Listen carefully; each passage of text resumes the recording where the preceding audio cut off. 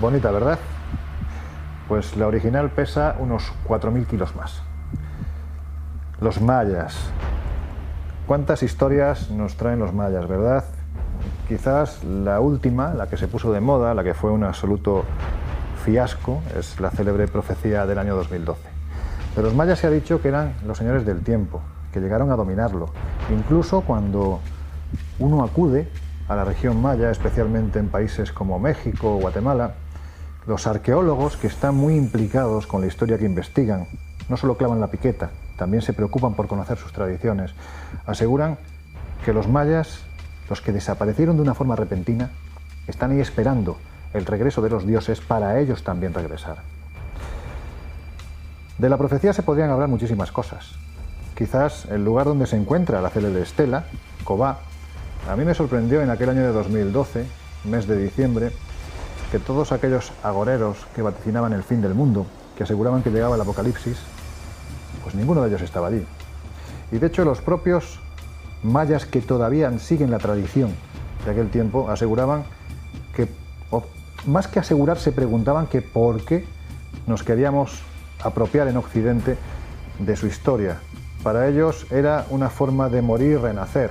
Para ellos el final de la cultura maya no era ni más ni menos que sus descendientes ya no hablaban el idioma nativo, ya no seguían las tradiciones. Era una forma de apocalipsis, porque la cultura desaparecía. Sin embargo, cuando hablamos de misterios mayas, el verdadero enigma lo tiene esta lápida, o más bien lo que hay debajo.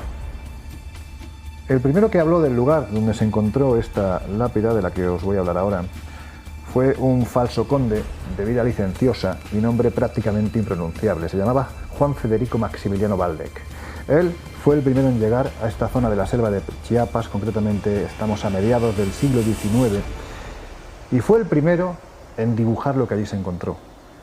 De la verde vegetación de esa inmensa selva logró rescatar unas piedras que nos venían de un tiempo pasado, concretamente del siglo VII. En ese tiempo, esa ciudad, conocida como Othulum, hoy en día conocida como Palenque, fue habitada por un gran rey, el rey Pakal, Pakal el Grande. Él estuvo desde el año 613 al 680 aproximadamente como regente de esta ciudad. Y fue el que hizo que la arqueología centroamericana y sudamericana se rompiera en 1000 pedazos a raíz del hallazgo que se produce en el año 1948 y que realiza un arqueólogo, Alberto Ruth Lullier. ¿Por qué os digo esto? Porque hasta ese instante los templos y las pirámides en América, la arqueología no admitía que hubieran sido construidas para servir como recinto mortuorio, es decir, para enterrar a nadie. Sin embargo, lo que se descubre a mediados del siglo XX en esta región, en Palenque, vuelvo a repetir, rompe los esquemas. Alberto Ruth Lullier fue retirando poco a poco las escorias que se encontró en ese túnel, un túnel de 12 escalones. Cuando llegó al fondo se dio cuenta de que aquello parecía ser una antecámara. Y siguiendo los tiempos de la arqueología, que nada tienen que ver con los tiempos de, por ejemplo, el periodismo, estuvo durante 3 años limpiando el lugar para no perder ningún vestigio de ese pasado remoto. Así dio con una antecámara. En esta antecámara había 7 personajes, 7 jóvenes que habían sido enterrados, posiblemente en vida, vestidos además con los ropajes de la nobleza maya, con el cráneo deformado, con la dentición afilada. También en los dientes aparecían incrustaciones y justo al fondo lo que parecía ser la puerta de la cámara sepulcral. La cámara fue abierta en el año 1951 y lo que se encontró allí todavía hoy no tiene explicación.